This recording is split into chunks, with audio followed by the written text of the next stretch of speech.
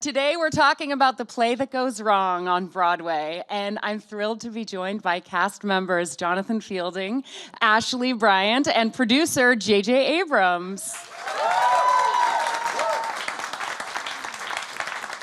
Thank you guys so much for being here. Thank you. As I am wont to do, I have gone back over and over and over again. You still can't seem to get this thing right. We're trying. We're trying. So I'm going to start with JJ. You are known as a producer in many different media, but this is your Broadway debut as a producer. What does it mean to be a producer on a Broadway show as opposed to a producer on a film, a television show, a book? You've produced a book before. What is the difference?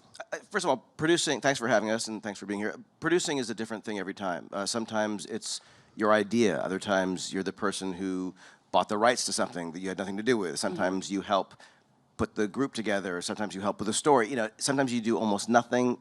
Sometimes you do almost everything. It really is always different. In this case, it was an almost nothing category.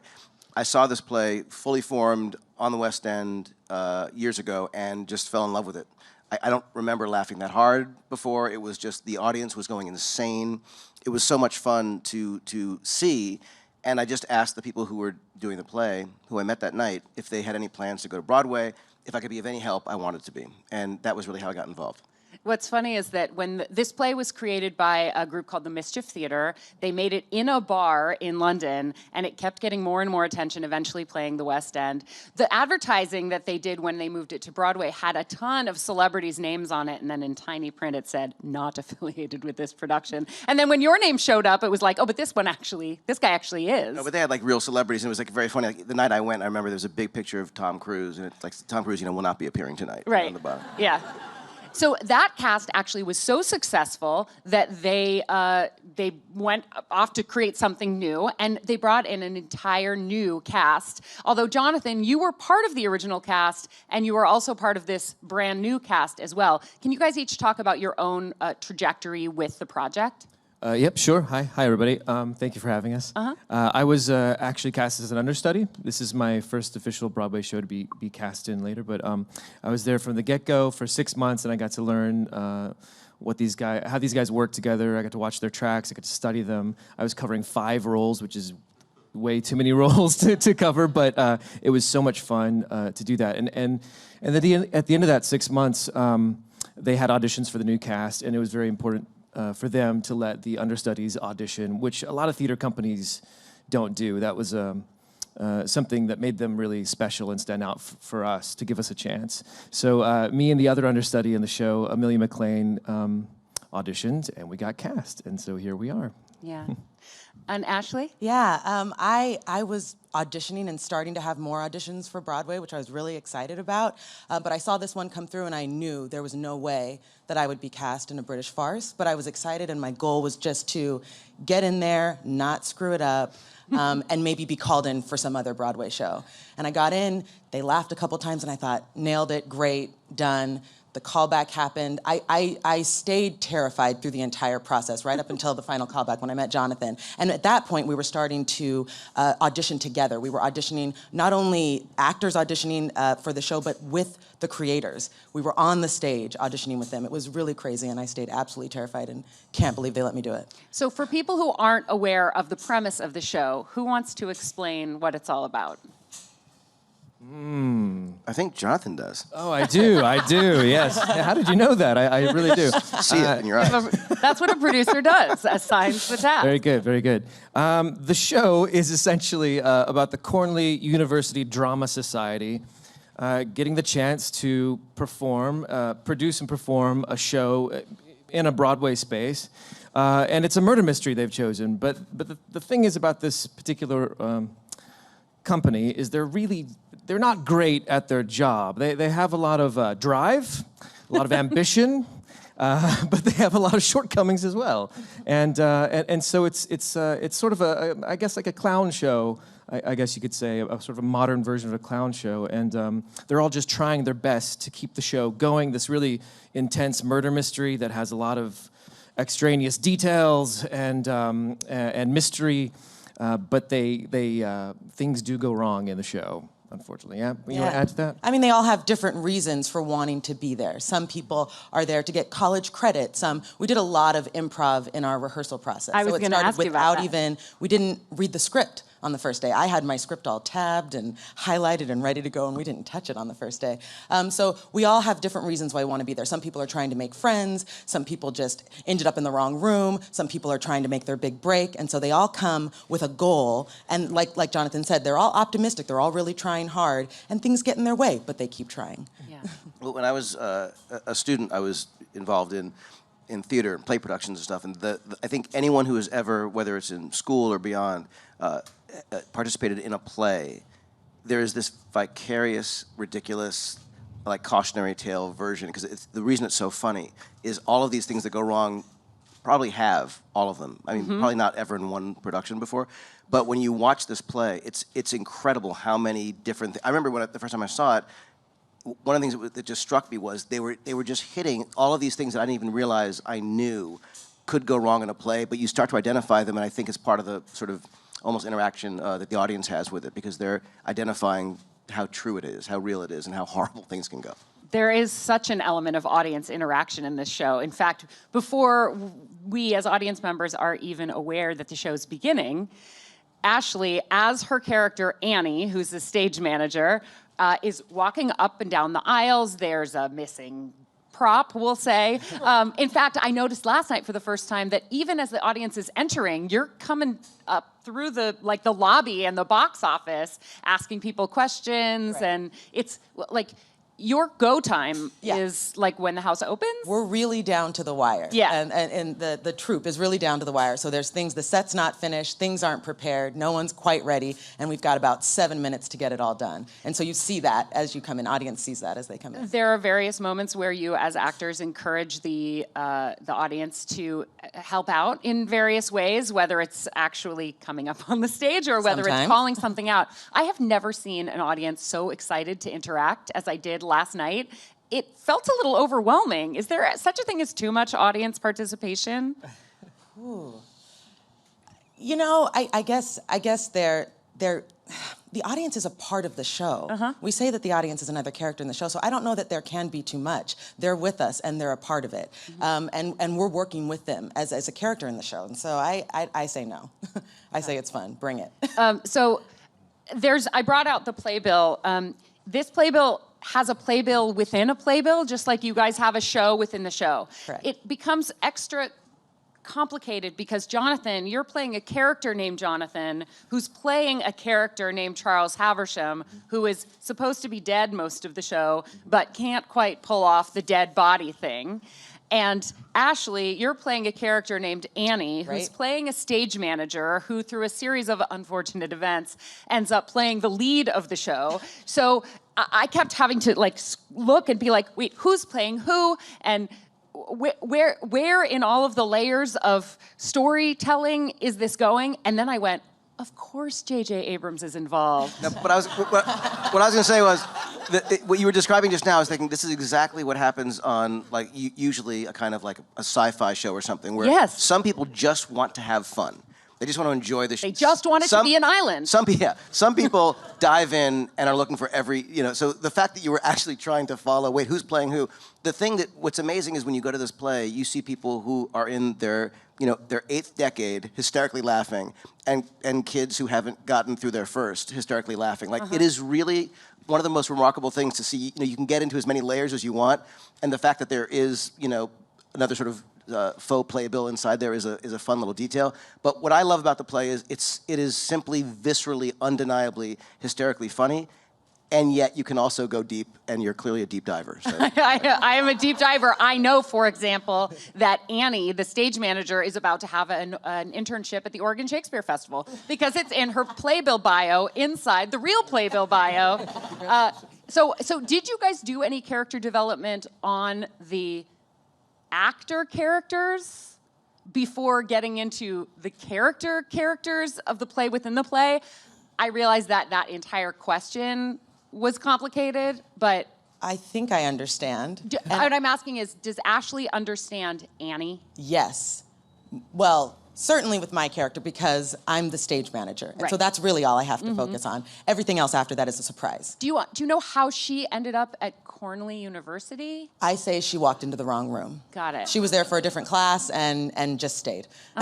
Because everyone else has these sort of posh British accents, and it's unclear whether they're British. It's a British university, or like how much of that is for stage. And you sound like you walked off the streets of New York. Because I did. Yeah, Yep. yeah. Meanwhile, Jonathan, the character, not to be confused with Jonathan, the actor, is a British guy. Yes, Playing a dead British guy who Yes. may or may not actually be dead. Well, yes. Yeah. One of the best things about Mischief Theater Company and then Mark Bell, who is the director of the show, is they love to play. They love games. They love improv. So a lot of our rehearsal time was spent playing games and improvising around our core character. So a lot of the things that we would be doing is they'd put us in situations where we have to interact with other people, and that's how we created a backstory for the most part. Now, that's how we created the backstory, but there's also, because the show's had a couple different iterations and we were all there with the older cast, we also got some hand-me-downs from them as well. So one of the hand-me-downs I got from Greg Tannehill, who played my role before I did, was that my character Jonathan he just never came to rehearsal. He didn't go. He had something else going on. It wasn't important to him, but he memorized every line. He memorized his blocking, so he shows up and he knows what he's supposed to do, but if something goes wrong, he is completely clueless. Well, sometimes he doesn't know exactly the right moment to come in with that That's true, perfectly that's true. executed line. Yeah, he learned his cue line. So if he Right. hears that cue line, he's coming in the door, no matter when it happens in the script. Right. Did you improvise separately from, like you said, you inherited some things from the original cast.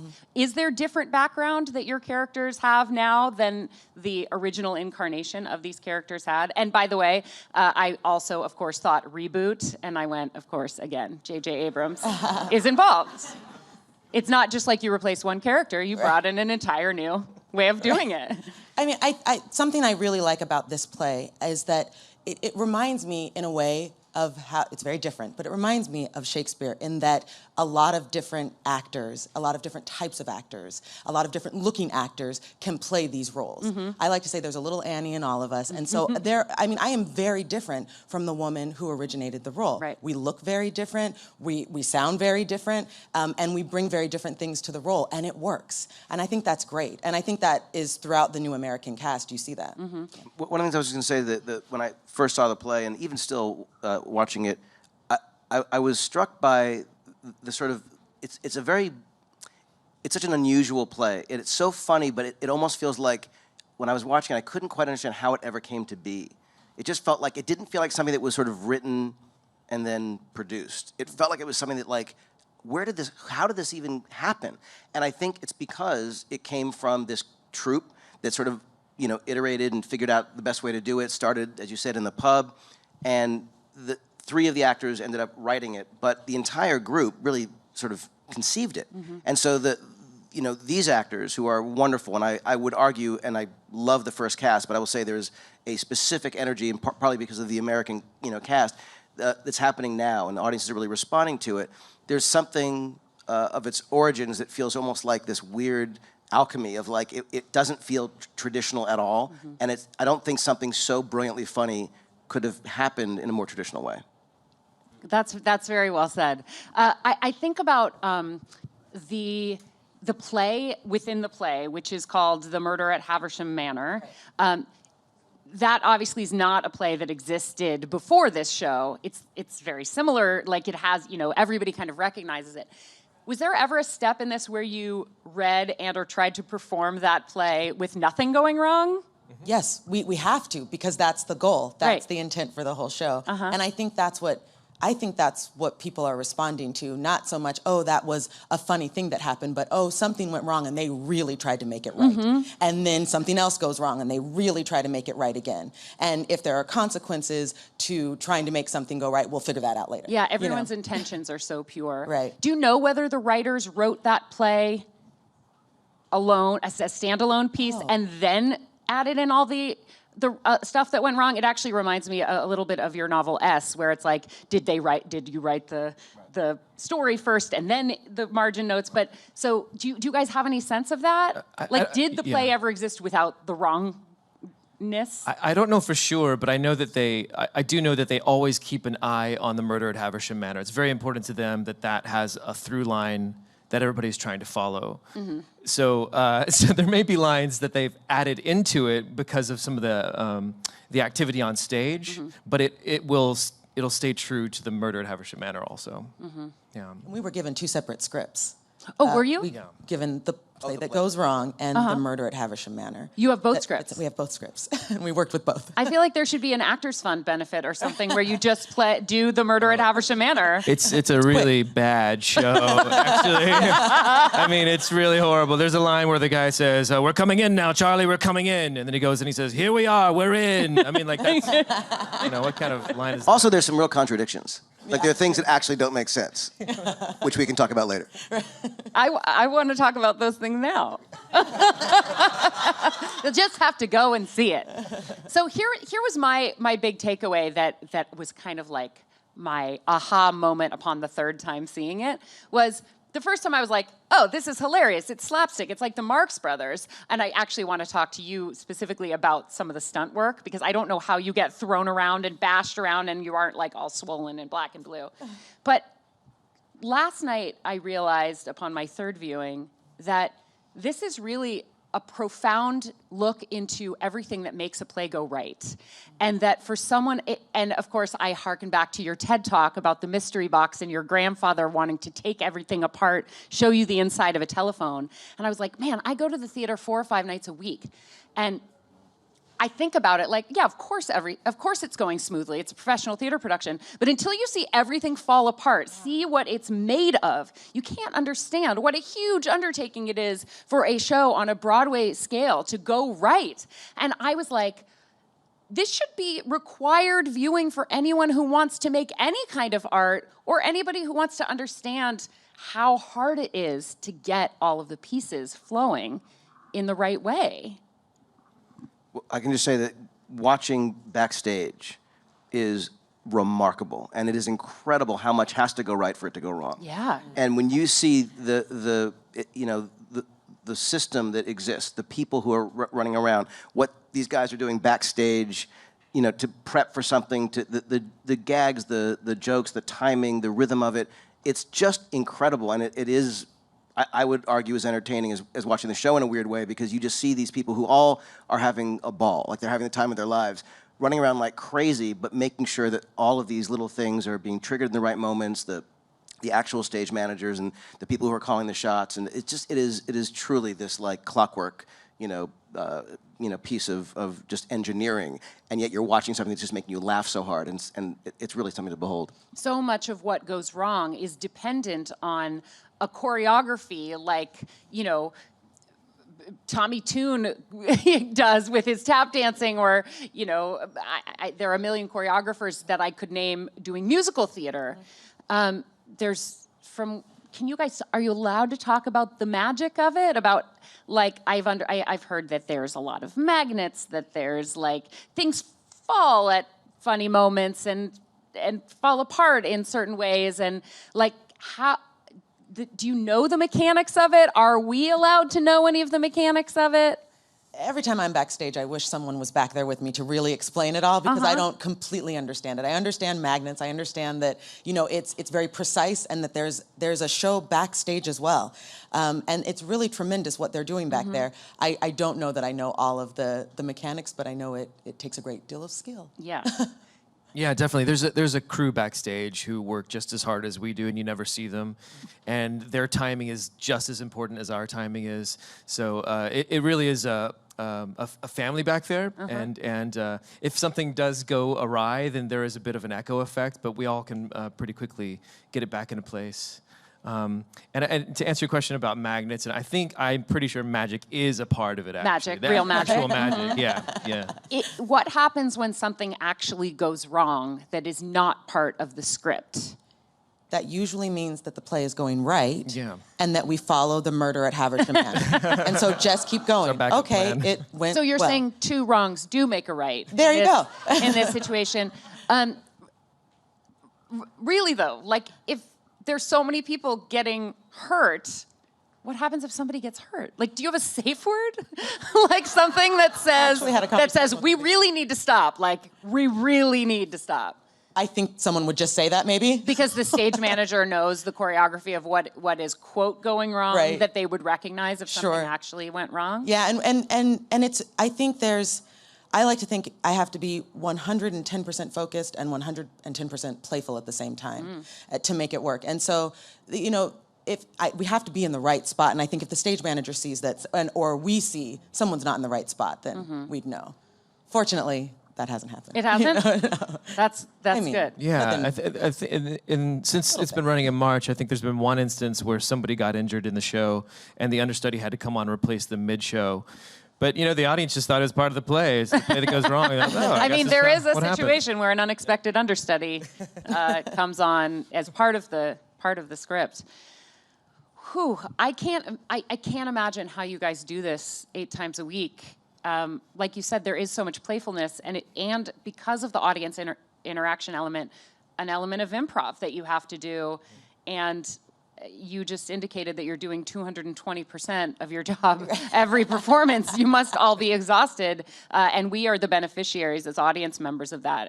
I'm just so impressed and grateful, and thank you, JJ, for bringing this to the Broadway stage. Now the show's going on tour. It was just announced this week, so everyone around the country is going to get a chance to see the tour that goes wrong. I'm excited, too, that we get to open up the floor to the audience and take some questions from them. Hi there. Thank you for being here. My question's for JJ. Coming from an exceptional background of producing for film and TV, what challenges did you face transitioning to theater?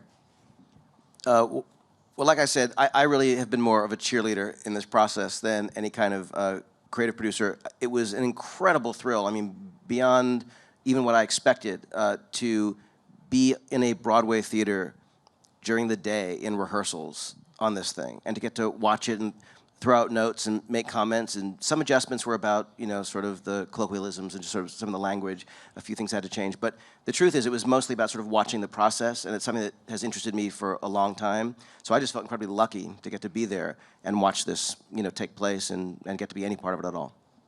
I know that you were famously backstage at Hamilton, and Lin-Manuel Miranda was like, "Hey, I'll write some music for that Star Wars movie you've got coming up." It wasn't backstage. It was at the first week I think it came to Broadway, and he wasn't on that production that night, and at intermission, he just came up to me and introduced himself. So it wasn't even backstage. It was just like during the show, and it was something that couldn't have happened probably a week or two after that, when it became sort of he probably couldn't just walk around, you know, in the audience as he did that night. But it was sort of before people really knew who he was and what it was. And of course, it was intermission at Hamilton, so I was like in this stunned awe of what I was watching. So.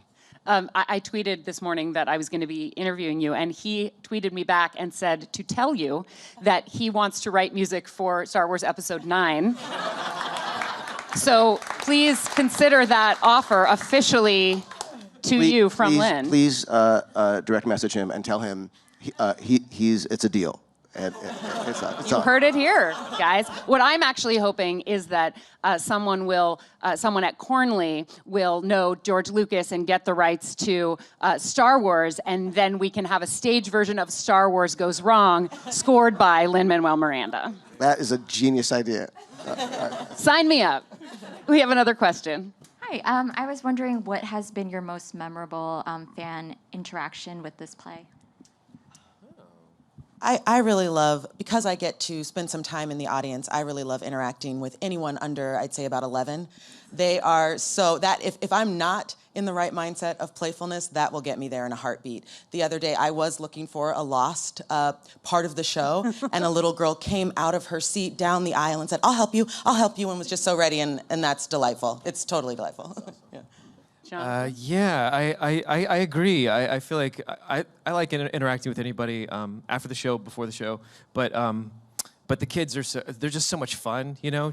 They're so in awe. And right now we're selling buttons for Broadway Cares Equity Fights AIDS as a fundraiser, and one of the buttons says, "Not so fast, Inspector," which is one of the lines that I have in the show. And after the show, Several of the lines you have in the show. Lines.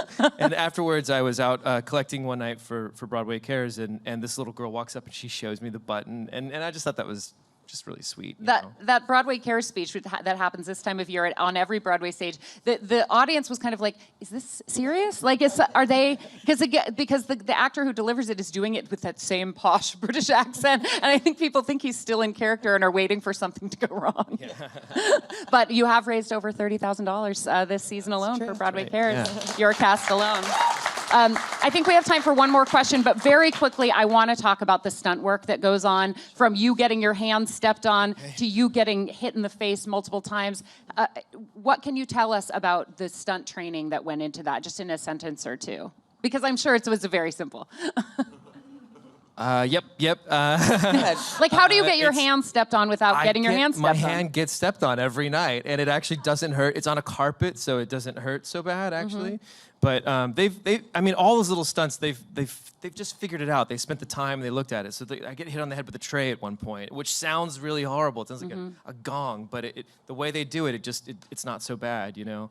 Yeah, there's no way around it. I'm sure I have brain damage now. And what about getting thrown out a window? You know, we had, for example, when we came in, we had 3 weeks of rehearsal, which didn't feel like enough for me at all. And when we started working on some of those things and going through the window, I was terrified. I didn't want to do it. I felt too tall to do it. The woman that originated the role is much shorter than I am, and she can just kind of bounce through that window. And I said, "I'm not a gymnast. This isn't for me." And I kept trying, and I would get really, really close and slow down, and then kind of stumble through, and I'd hit my head. It was rough, and it was great to have her there because she said, "Listen, I've done this with other Annies. You just have to run. You can't think about it. You will hurt yourself less the faster you go," which is terrifying. So I went to the back of the stage and took a breath and ran and was so proud of myself. Now listen, I hit my head a million times after that trying to get it right again, but you know, it's less thinking, more doing. I hope you guys are getting tons of hazard pay.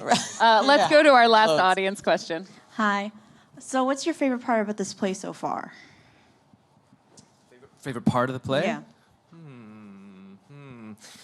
There's something I'm not involved in that I love watching, and oh gosh, it's the end of Act 1. I don't know if I'll just say the actors get stuck on their lines in a way that they don't know how to get out of the situation, and that has actually happened to me on stage before, so it is a true nightmare. But these guys are they're so good at it. They're so funny, and it's a way that they're saying one thing, but they are communicating something completely different to each other, trying through their eyes to say, "No, that's not the right line. You've got to say something else." That part kills me every time I see it. I have a good time. I am on stage during that moment, and I have a good time with that too. And again, everyone's having a different experience. Someone's completely confused. Someone knows what's going on and is trying to fix it. Someone else is having the time of their life. That's where Annie, the stage manager, realizes that maybe she's meant to be. Maybe I got it right. Maybe I got it right all along. Yeah, maybe that wasn't the wrong room you walked into. So yeah, that's a really good time. I also like being backstage with everyone. We watch each other on monitors back there. We peek through the wings, and sometimes we'll mess with each other a bit, you know. And I think that's really fun. I really love this company and working with them. Yeah.